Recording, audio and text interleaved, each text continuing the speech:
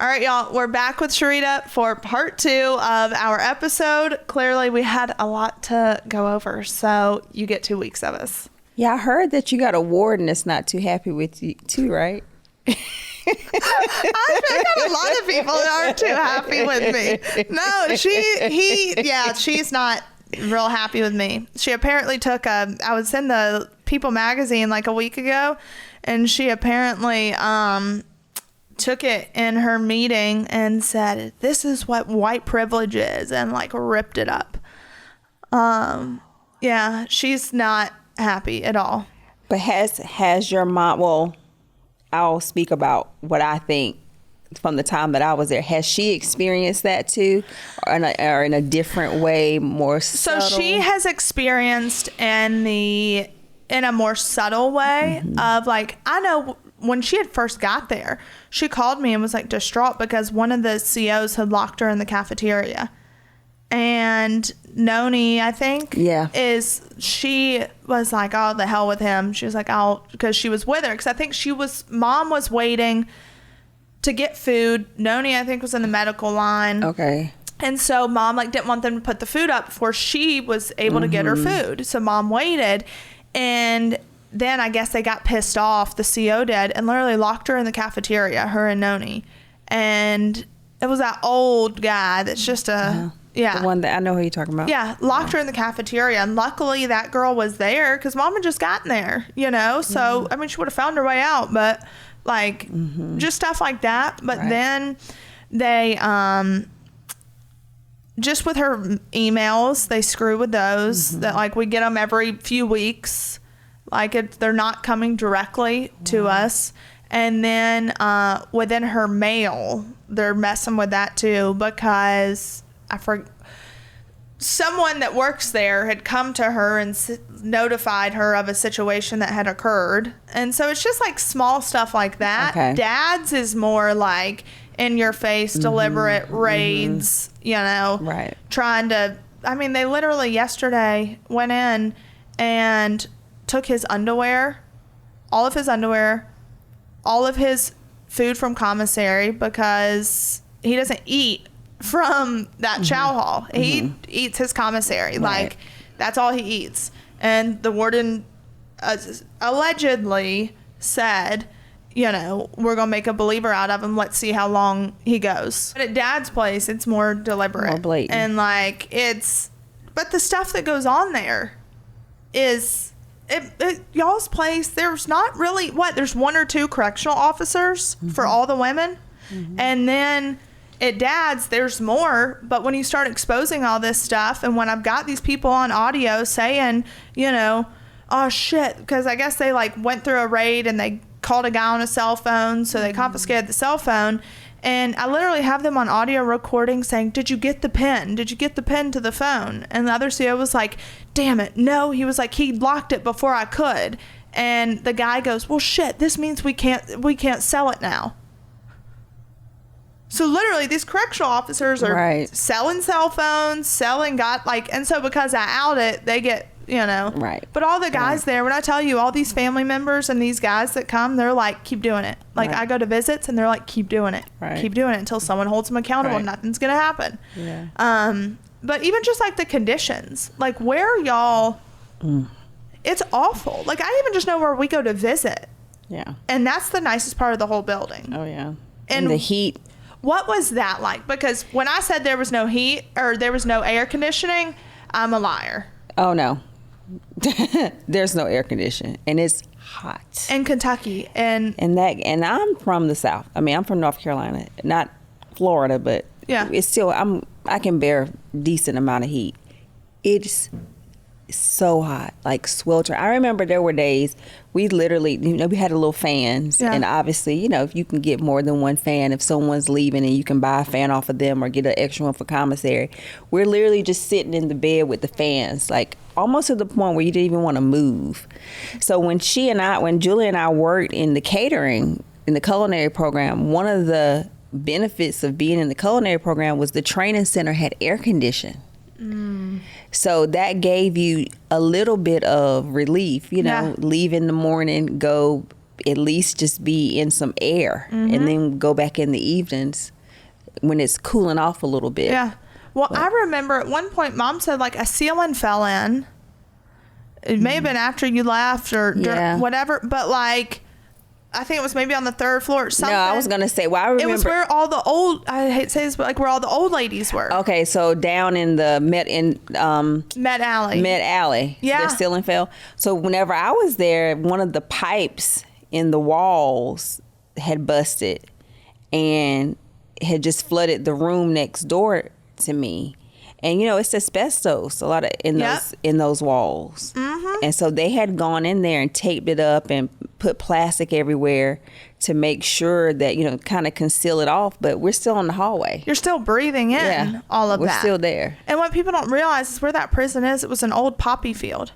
Like I had one of the COs tell me that he brought a test strip, a drug like test strip to work, and it popped the water. Like he tested the water and drugs popped up in it because of where it's located. Yeah.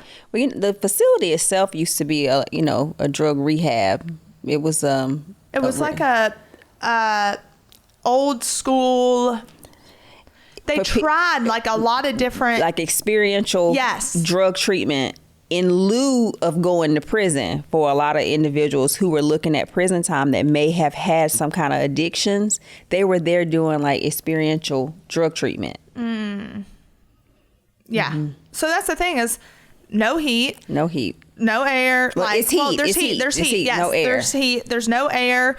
The hot water would always go out. The plumbing. Yeah. Lots of plumbing issues. Well, there was like sewage backing up in the kitchen. Yes. In the kitchen where you're preparing food. Yeah. And the quality of food. Ugh. Is, well, you were talking before we came on about how you couldn't eat. Yeah. Like how when you got a furlough for 3 days, you couldn't eat normal food. No. It was a hard adjustment because a lot of food is obviously processed. It's no fresh food for dinner or for lunch and dinner. Sometimes you may get like a fresh pear or an apple, sometimes bananas at breakfast. That's the extent of fresh for the most part. There may be a tomato or a piece of lettuce on your burger, but that's like, and when you talk about burger, yeah, it's like I've seen the packaging of this food that says not for human consumption. Yeah. And it's like you're eating meat that was meant for dogs. Yeah. And there was a point during the summer where they didn't have enough correctional officers to, I think, run the shift. So we had to have bag lunches. I remember that. For weeks. And some of the food was stale. Yeah. Well, it's because it's years old. Yeah. And it's like you get in your bag lunches, wasn't it like 4 pieces of bread? Bread, bologna, some like little danishes. And it was, Like, again, how is that healthy for you? Like, again, I'm not asking for it to be a 4 seasons, like a 5-star meal, but give the basic bare necessities. Like, it's not that hard. Yeah. And so when you were in, you tell us the story about how you started writing your letters. Okay. So, from time to time, things are not always available, and stamps happen to be one of them. Stamps. Yeah. They'll run out of stamps, you have to wait. I mean, there's nothing you can do, which means if you're sending packages out or if you're sending out, letters, you have to wait. Yeah. So when I first got there, didn't have shoes, couldn't order any sneakers. I think I was there I got there in August. I don't think I got my first pair of real shoes until like October, November. And the only reason why I got those was because someone was leaving and they gave me their shoes, but they didn't have a shoe order going out. So I wasn't able to, in the sneakers that I had, had a little hole in them. My pinky toe used to stick out from the shoe. But this was months of wearing these like flat, we call them lemon pepper steppers, but they were like these little lemon pepper steppers. These little flat shoes that they give you when you come in. Stop. Yeah, because they didn't have shoes. And so they didn't have stamps. They didn't have How stamps. you don't have stamps is beyond. They didn't have It's beyond stamps. me. So I was like, wanted to write my daughter. So when I got there, COVID, we were still doing quarantine. Now, I didn't have to stay in quarantine but a day. But prior to that, people were staying in quarantine for weeks. So when I got down, one of the officers, it had like a little welcome packet. It had one envelope and one stamp. So I got to send one letter home, and that was a letter that I sent to my mom because I was sitting in the quarantine, and I had just written her a letter like, I'm so sorry to put you all through this. Because I didn't know how long I was going to be in quarantine because they didn't tell me anything. They were like, just go back here, come get you when we get you and put you in a room. So I was writing a letter to my family, and they sent it off for me. Well, once I got out, there were no stamps. So I was writing letters on a legal pad, and I was like, okay, well, I'll just keep writing them. And then once we get the stamps, I'll mail them. Yeah. It turned into, I want to say maybe a couple weeks, and I started, accumulating or kept writing on to some of my first letters, and then I stopped. And then eventually I was like, I'm not going to send the letters. I'm just going to keep them, and then I'll give them to them at one time. And so when things would happen and it would make me think about something that related to them. So my perspective on prison is I truly trust now that all things happen for my good. Even prison was for my good. And what can I get out of this? What can I get out of this situation? What can I get from this moment? And then what do I want to tell my kids about it? What do I want them to learn? And so that's kind of how I started framing my experience. So it was like, okay, this happened. This makes me think about relationships. Yeah. And then here's what I want you to know as you grow into your womanhood about relationships. Do you love your shades but find them getting caught in your hair?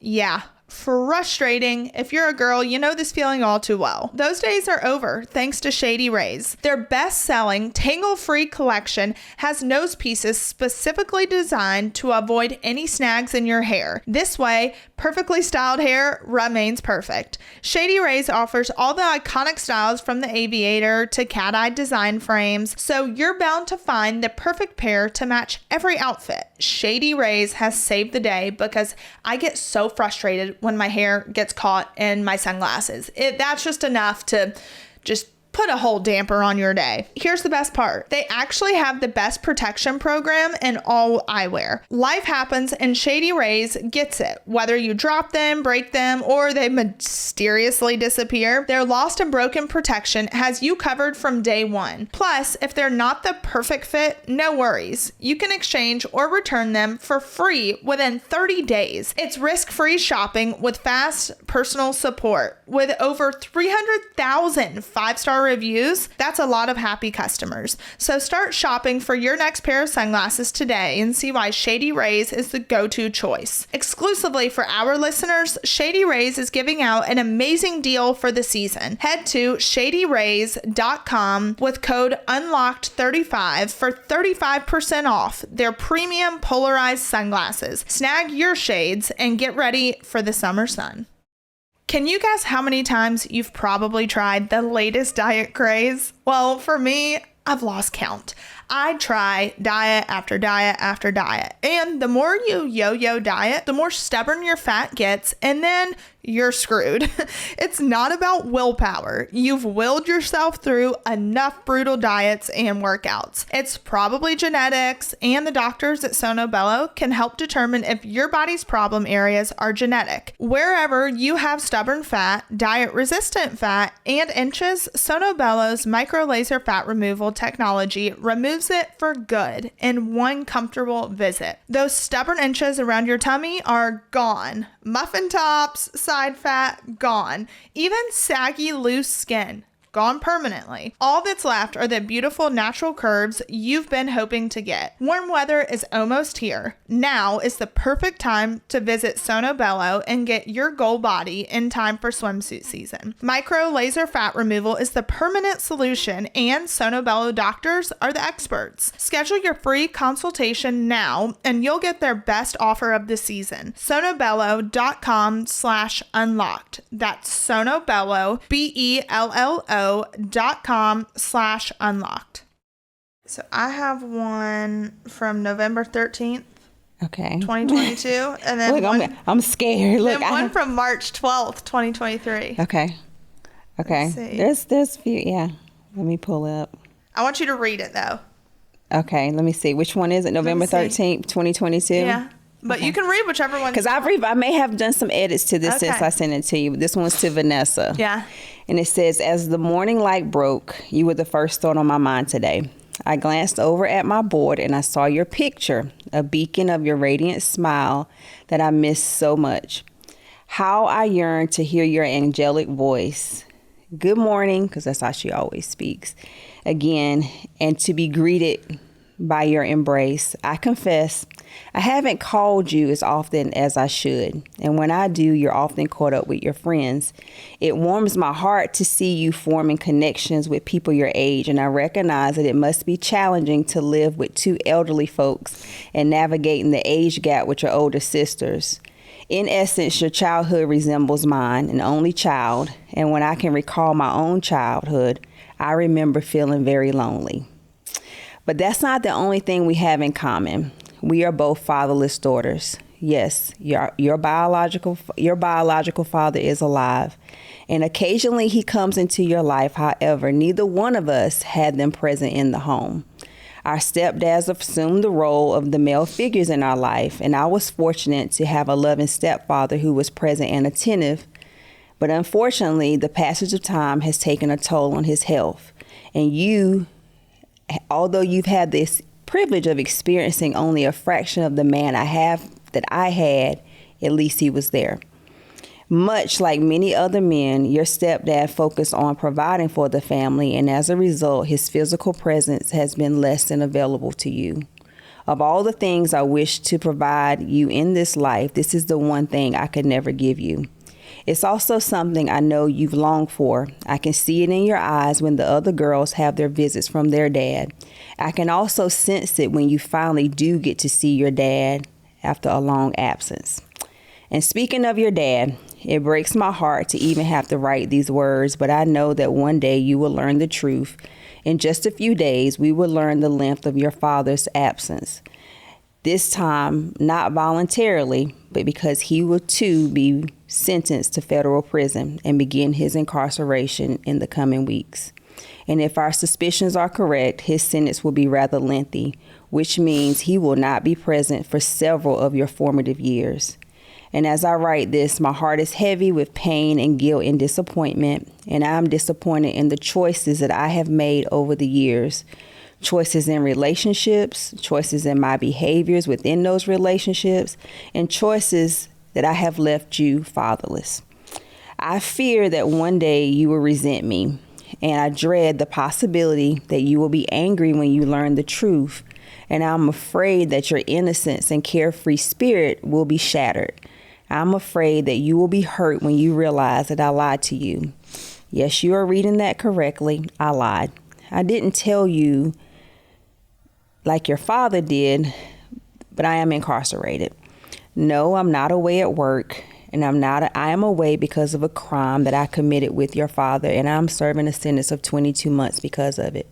I couldn't bring myself to tell you the truth. I didn't want to tarnish your image of me, even though a part of me knew that you would always love me regardless. I didn't want you, my eldest and innocent child, to associate me with the dark and murky perception of prison. But regardless of how much I love you and I wanted to protect you, you are now the result and offspring of not one but two incarcerated parents. And that is a burden that no child should have to bear. I had no inkling that our last trip would end with me telling you that I would be leaving. I never imagined that those tears would be overshadowed those joyful times that we had. I can still see the sadness in your eye and feel the warmth in your hands as you held me so tightly in that moment. I wanted to whisk you away and make all your pain disappear, yet I wished to do what I couldn't do and erase everything that had happened. The most heart-wrenching part was that once again, I was the cause of your pain. The guilt of lying, the knowledge of what you were about to face, is what really keeps me from calling you. And although I yearn to hear your voice and know how you're doing, the shame and guilt still keeps me hidden. They deter me from braving the long phone lines each day to make the calls early in the mornings when I know you're awake. Despite it all, I thank God every day that you have the love and support of your grandparents and your sisters. Whenever I see you on the video calls, I can see the transformation as you grow into a beautiful young lady, even though I'm not there with you. I couldn't have asked for better substitutes. I hope someday you will understand that every decision I've ever made was because I love you and your sisters with all of my heart. And even though my choices have not been the best, I made them out of what I believed at the time was love. However, this time away has shown me the true essence of love, and I pledge to express it differently. While I cannot guarantee you that I will always be perfect, I promise to act with integrity and truth and to ensure that we are never separated like this again. I pray that you can find it within yourself to forgive me for my transgressions and that you will always remember the love that we share. I love you, Vanessa Michelle, and thank you for choosing me to be your mom. Hashtag reunited soon. When I read that the first time at my tour, I was like, oh my God. So when was the last time you read that? Ooh, probably in a few months. I haven't looked at them. And your daughters don't have these yet? No, not yet. So the first time they'll get them is when the book comes out? Yeah. Okay. Yeah. And what, are you nervous? Looking back, it's funny because the longer that you're out, things start to become a blur a little bit. I think I compartmentalized that whole experience of being in prison, and you get out and it's definitely traumatizing.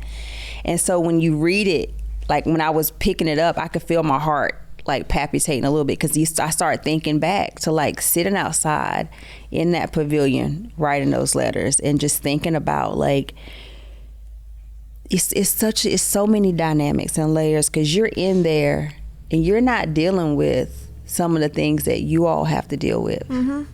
And so you're kind of insulated and protected in a way and sheltered from a lot. Well, that's what I kind of say is I'm like, it seems counterproductive because, yes, y'all have to suffer because you're in there and you're in these inhumane conditions and treatment and you're away from your family. But the people on the outside are the ones left to clean it all up. Yeah. Like, they're the ones left to do what you should be doing. Right. But you're locked away, so you can't. So it's like a catch-22 situation. Yeah.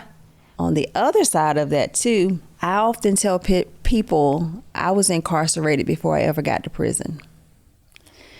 Meaning, I spent so much time living up to other people's expectations and doing what I thought I should be doing that I never had a chance to deal with myself. Yeah.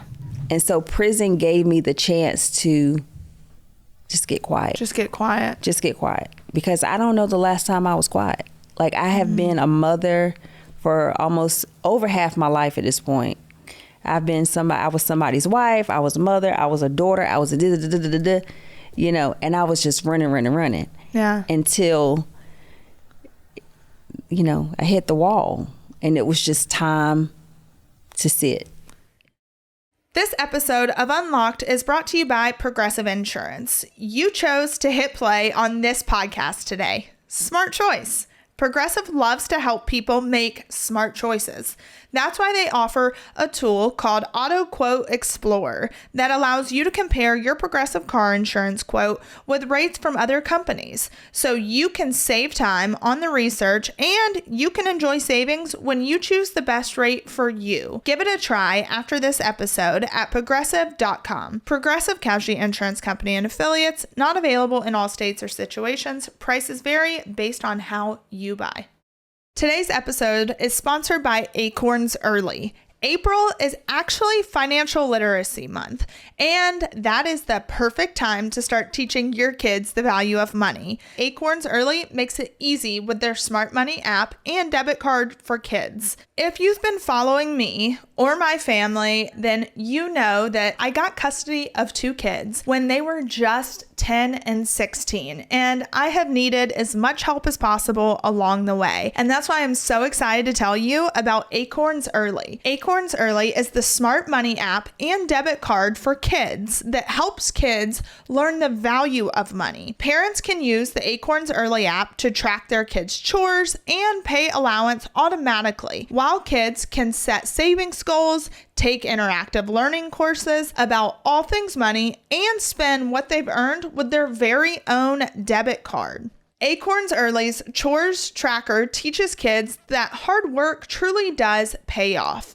All you do is set up tasks in the app, set a payment amount, and tick the chore off when it's done. Savings goals help kids turn savings into habit. They can even choose their own target dates and turn on the optional autosave feature to help get them there. Kids get a new sense of independence when they spend what they earn with their own debit card. I love this because it gives children a sense of self. It gives them the opportunity to be proud of themselves while they set a goal for themselves. They're making money because they completed tasks they were supposed to complete. Parents can keep track of where and when their kids are spending, get real-time spend notifications, and set your kids' spending limits and instantly block lost or stolen cards. Acorn Early lets parents pay allowances automatically. No more rummaging around for cash. Automatically send a weekly allowance to your kids' accounts with just a few taps. Are you ready to help your kids grow money skills that will last a lifetime? Just head to acornsearly.com/unlocked or download the Acorns Early app to get started. Sign up now and your first month is on us. Acorns Early card is issued by Community Federal Savings Bank, member FDIC, pursuant to license by MasterCard International. TNCs apply. Monthly subscription fees starting from $5 per month unless canceled. And so, do you still have communication with your ex? Mm-hmm. You do? Yeah. And where's he? He is in Butner, FMC Butner. Okay. Which is about 45 minutes from, about an hour away. And is that a camp or no?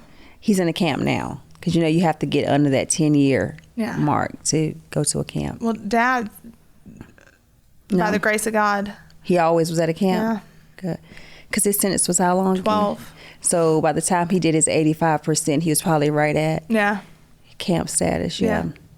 He didn't start off at a camp. He had to transfer. Okay. Yeah. See, Dad started. That's one of the things. It's like you have to find the silver lining in it all. And the silver lining was they got to self-report. Yeah. That they got to go to camps. That they got to that you have to find that. You have to. And so when you were in, your dad died. Yes. And that is something that that's Mom's biggest fear. I will never forget. You would have never told me in 1,000 years, because my dad had health issues for years, and we'd have our annual health crisis and stay in the hospital. I was always the person going to the hospital with him. So when I left that morning to self-report, I would have never thought that would have been the last time I saw him alive. Never. I was just and in my mind, I'm like, everybody stay in place. Nobody move. Yeah. Nothing change. Y'all just stay here. I'll be right back. That was kind of my attitude. Just stay put, And so when I got that call on those first, few days that he had gotten ill, I was just like, oh, it's just his annual health scare. He'll be okay. I was just, regretful that I wasn't there, because I'm normally the person that takes care of them. And so when they called, they were like, Mom's like, they said they give him about 4 months. And I'm counting at this point, because I'm like, okay, 4 months, I'm going to almost be home. So with the furlough, you can get a bedside furlough, or you can get a furlough to attend a funeral service. So as things started progressing and he wasn't getting better, I started working with my case manager on which furlough do I want to take? Because you also cannot take 2 furloughs within 90 days. And halfway house is considered a furlough. So if he would have passed any later and I would have left, that would have delayed me in my release too, because it would have been within the 90 days of my release.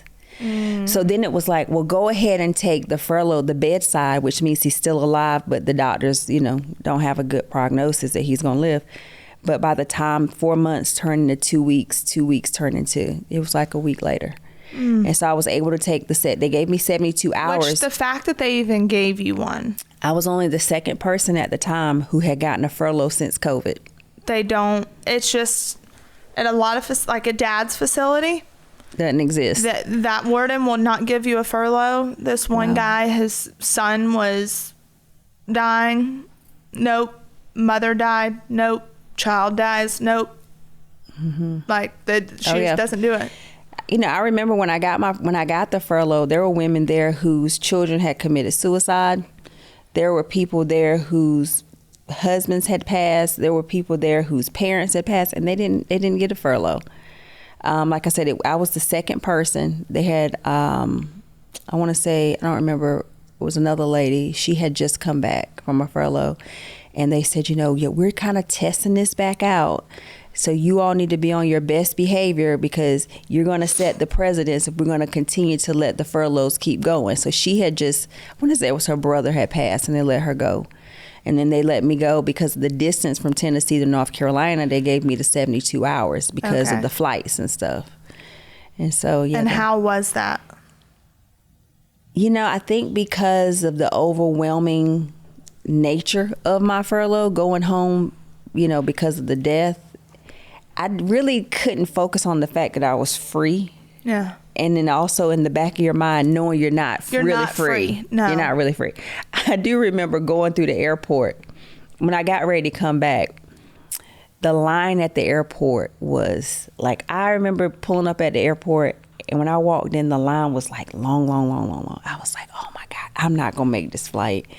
And I went to one of the agents and I said, listen, I'm an inmate at a prison.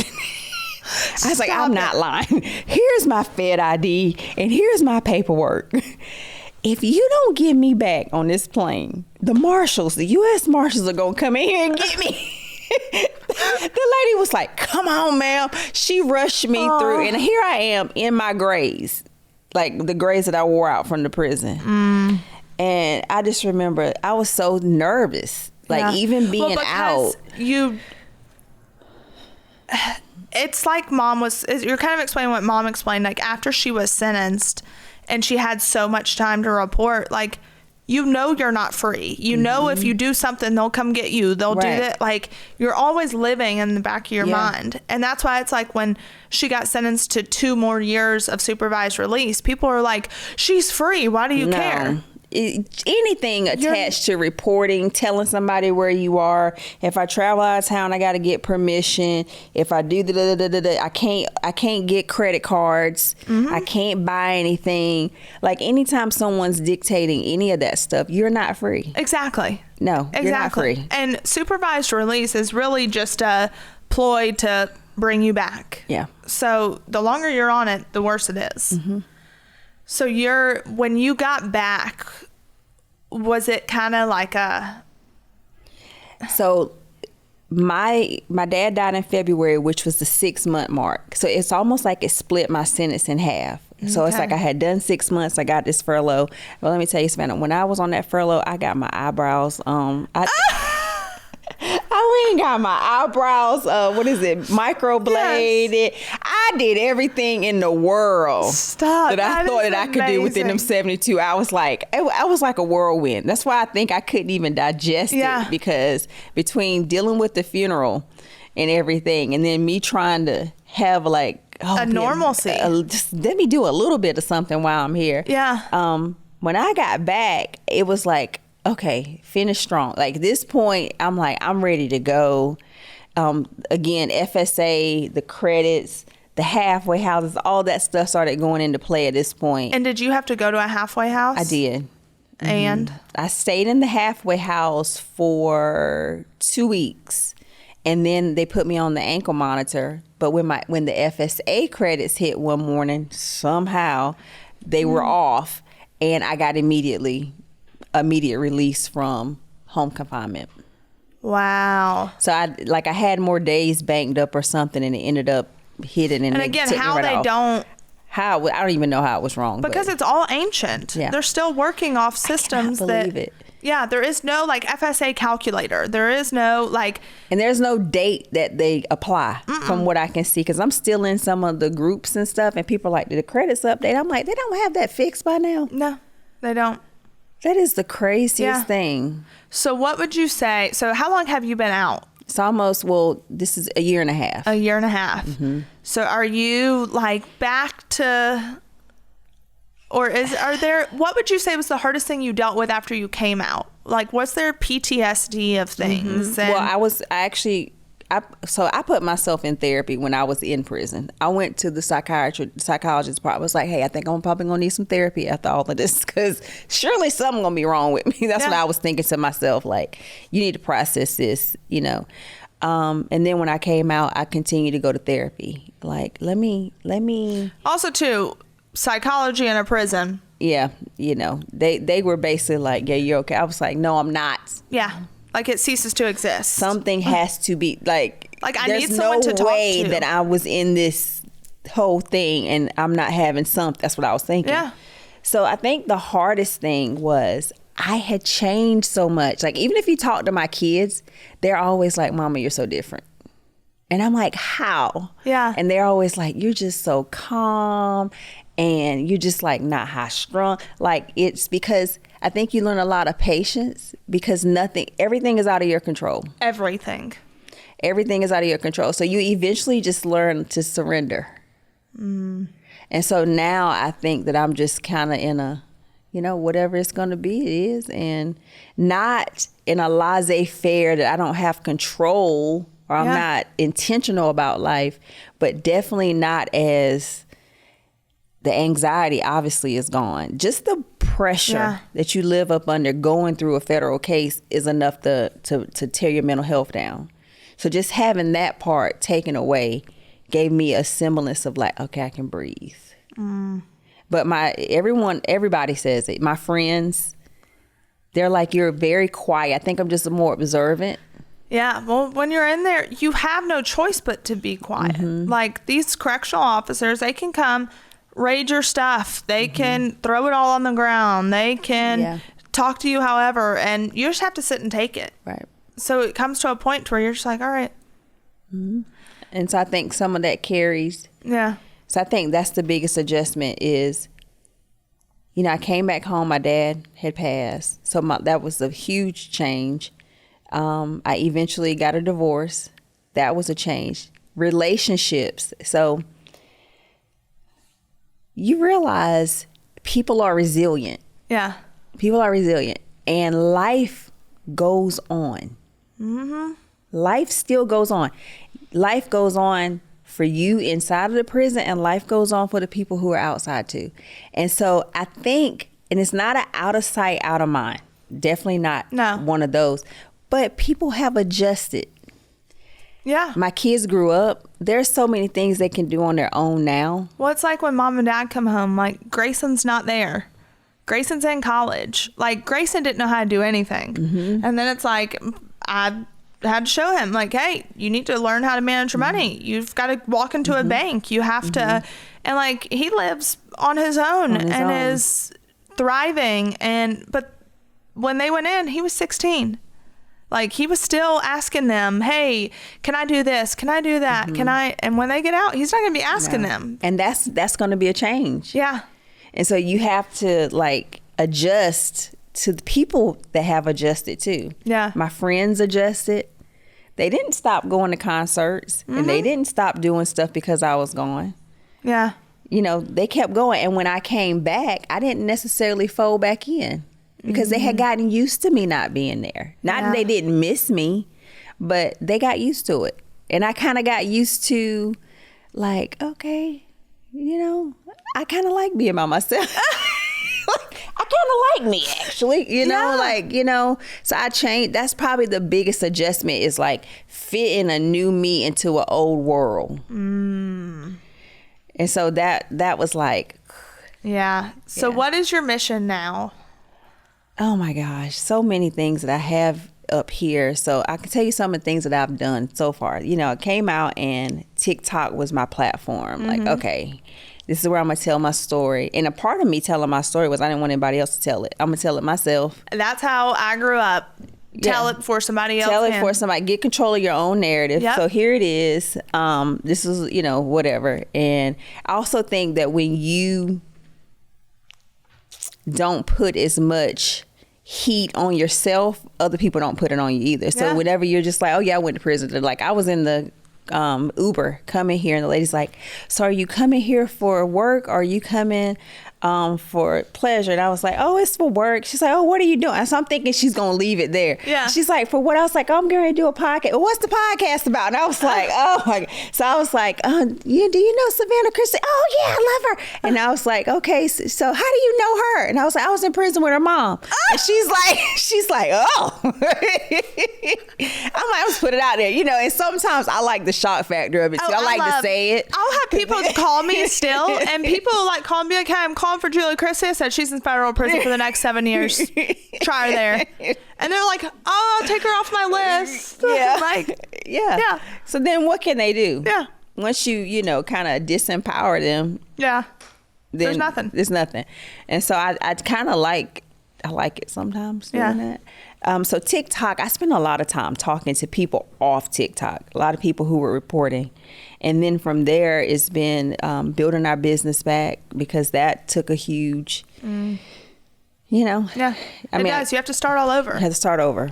So I've spent the last year doing that. And now I think I just now am starting to feel like I'm settled. And it's been 1.5 years. Yeah. And I'm just starting. I still don't feel like I'm settled. I feel like I'm starting to get settled. Yeah. So now it's like, okay. Because for a minute, I live like, oh God, I don't want to do nothing. You're afraid to do anything. Yeah. Because you don't want to go back. That's scary, Savannah. Oh, yeah. No, it is. Like, because you think, like, I think of when mom's even said, like, when she comes home, she's like, you know, you can't leave right away. Like, that was her biggest thing. It's like, you can't leave right away. And I'm like, I'm not going to leave, you know? But it's like, because Chloe's getting so used to living with me. And she, in my mind, I'm like, oh, you're going to come home and then everything's, you know? And it's, I you know, I think she's going to need a minute. Yeah.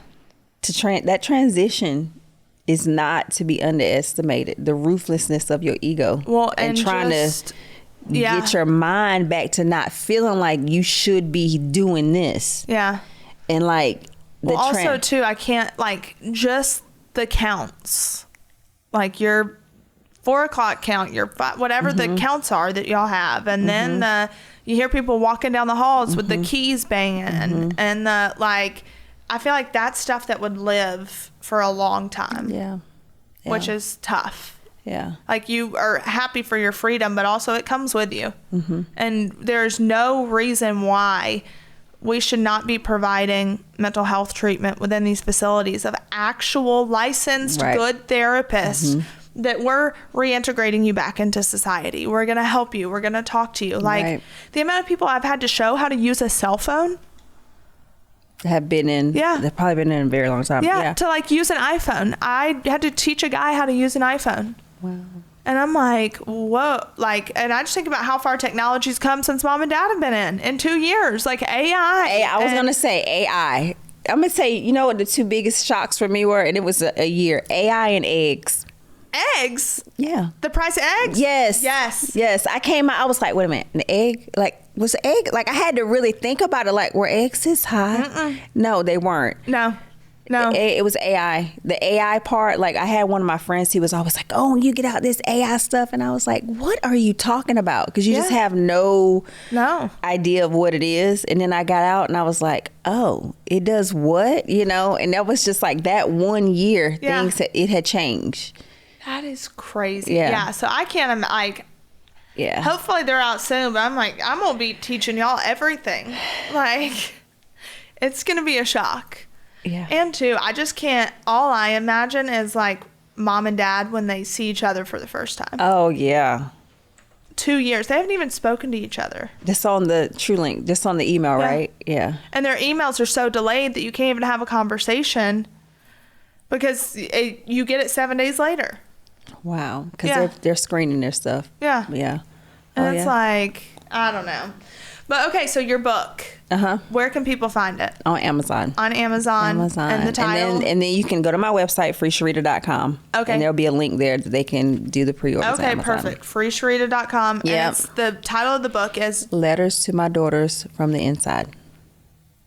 I cannot wait to read every single one of these. Oh, yeah. I'm going to read them and I'm just going to sob the whole time. Yeah. The whole time. Yeah. Well, thank you for coming and making the trip. Yay. And telling good old Julie Chrisley Oh my God, your stories. mama. She's so funny. Your mama. I wish she would have had those. I wish she could have had some cameras. I know she's still cutting up. Oh, well, she said, Miss Bird, she said the reason she loved her so much is because she felt like it was a black Todd. She was like, I feel like Todd is inside of her. Listen, your mama only hung with black people. That sounds, I'm like, she did. Once I go in to visit dad, and I'll be in visitation, all these guys, and they're like, maybe like 2 or 3 white guys or, but all the other guys, they're like, they were dealing drugs. They've got gold grills, diamond grills. That's who your daddy with. Oh, yeah. They're like, this is our, they go, this is a real. Oh, my God, yeah. And then they're like, he's the mayor. He's the mayor up in here. I bet. And it's hilarious because I'm like. It's a whole world. It is. It's a whole other world. And it's you like another hear world. the stories and like all these. It's wild. Yes. And the intuitiveness and the resourcefulness. Like, that's the part. Yeah. Like, has your mom shared with you all the uses for a maxi pad in prison? No. Oh, yeah. What do you have to? We've got to. Okay. A pad is everything. Because in the women's prison, they give you get free, they were free maxi pads and tampons. Yeah. Well, that was like a bill that was passed because you used to not get it. Okay. And you used to have to buy it. So that was like a bill that was passed that they have to supply feminine hygiene. Oh, yeah. So the maxi pads are your mops. So you stick them on the end of a pole, and that's how we can clean the floor. What? Yeah. It becomes your dish rag. Because that's how you wipe out your dishes. You put the dish, people use them to wipe out. Holy cow. They use them for door stops. So like if you got air seeping, you stick you see maxi pads all the way down people's doors. They're like the most most useful thing in a female prison is the maxi pads and the tampons. What are the tampons used for? Cleaning. People use it for a lot of cleaning. Anytime you want to stop up something, take the strings off. People take the string, pluck their eyebrows. What? Thread your eyebrows with the string off the tampon.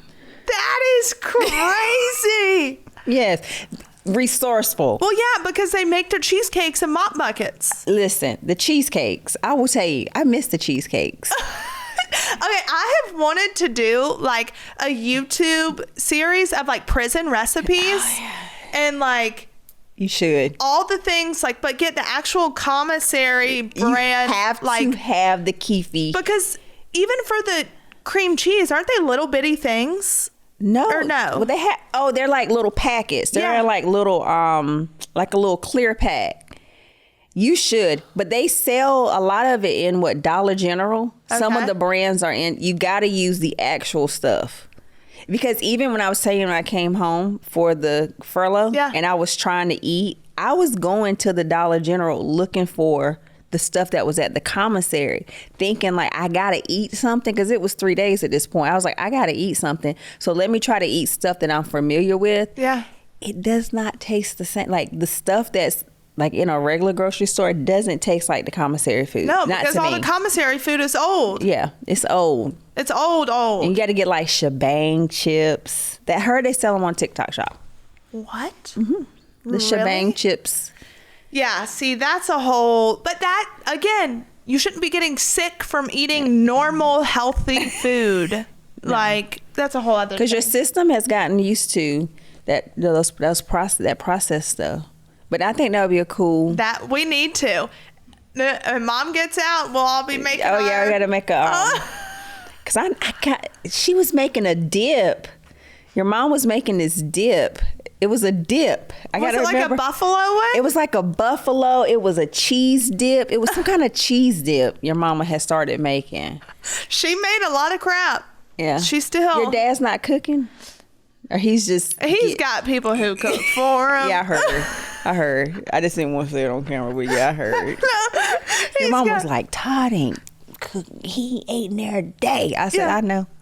Yeah. I know. Yeah, I gotta tell you. So I want to tell you about the job. Did your mom tell you about the job, the catering, the whole thing? I heard a little something. Like what? I don't know where it like blew up. So we worked. The program was a new program that they were trying to bring over to the women's prison. Okay. Right. The men had the culinary, but we didn't get that right. The women don't get half of what the men get. No. Like half. No. And that facility where the men are, it houses like the nation's most sex offenders. Yes. Like it's crazy. So they're in there for a long, long time, if not life. Like, but yeah, we're going to teach them culinary, whatever. Yeah. So they run like... I guess there's like a dining hall that the officers eat, or like where the officers can buy their food. Yeah, because they're not going to eat what y'all eat. No. So in the men's prison, the culinary program supplies the food for that dining area. So the intention was to get the culinary program over to the women's prison. That's where Julie and I hooked up.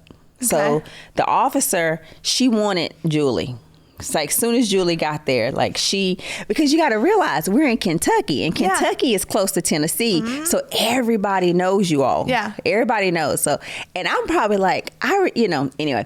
So she's like telling the girls, she's like, I really want Julie to come. You think she'll do it? And da-da-da. So she sends out somebody, talks to your mom, and your mom had a commissary job, so she decides to leave. That was a good job. That's like one of the best jobs. She's back But people were mad because they couldn't figure out how Julie had got the job, how she came in new. Because she got a good mattress. They were all like, she got favoritism because they gave her a good mattress. A good mattress? Like what? No, she's resourceful. Yeah, she got a good mattress and she got a good commissary job. So she left her commissary job to come work in catering. Okay. So the lady, the officer who was running this program, she's a piece of work. Yeah. I'm going to say it lightly. She's a piece of work. And she had a little edge, I think, for your mom. I don't know. And obviously for me too, because she ended up fired. I got fired, if you can get fired, like a week before I got ready to leave. She was mad. And I think your mom might have quit later on. Yeah, she quit. This lady was... She said she wasn't dealing with her shit no more. Oh my God. Yeah. Some of the officers, they need to have mental health screenings. 100%. Yeah. She was like, I feel like anytime you have a little offering of freedom, and an officer dangles it. So freedom might look like, oh, you get a little extra food because you're catering, and so I can give you some ice cream. Or because you're not sitting in the prison and you get a little bit of air. And inmates, other people, they will do whatever to have a little bite of freedom. Yeah. And the officers assert that as their power over you, because that's what they have over you is freedom. So anytime you can entice them with freedom, you can control. And that's what I felt like was happening in our culinary. So Julie, this lady was pissing your mama off. You're about, don't, I don't want to catch her. This lady was like, oh no, saying little stuff. She was like antagonizing Julie a little bit. She and a lot of it's jealousy. Yeah, well, life at Chelsea, because you're there for a certain period of time. Yeah. They're there for a life sentence. So we were sitting there. Your mom would look at me. She said, you know what? I said, what? She said, in a few years, I'm going to leave out of this motherfucker. And she's still going to be sitting her ass in this little half-ass job. I said, Julie. She said, no, it's true. This is the existence of her life. This is the existence of her life. And I said, yeah. She said, if I got to sit here, she said, I'll sit here. I'll do it. Because when I leave, I got my whole life in front of me. I'm not going to let her tear me down. I'm not. I said, Julie, don't let them get to you. That is, and I love though that she is in that mindset of like, they're taking me for a time. They're not taking me for the rest of my life. No. And I will say this, Savannah, I know you're going to fight for your parents to have their rights. Your mama is more than good. Like, she got this. Yeah. At least she did when I was there. Yeah. Your mama was like, I ain't gonna let these people about get me. They're both that way. Thank God. They're both just like, all right, like, we're getting out of here. Yeah. And they're not taking the rest of my life. Yeah, she's not. She wasn't, I know everybody has their moments. So for the most part, your mama was like, I got this. Yeah. They're not gonna break me down. Mm-hmm. She wasn't. She know how to work. Yeah. Oh, she's a hustler. She is. And you can go and pre-order her book now, and it will be out in April. So until next week, have a good one.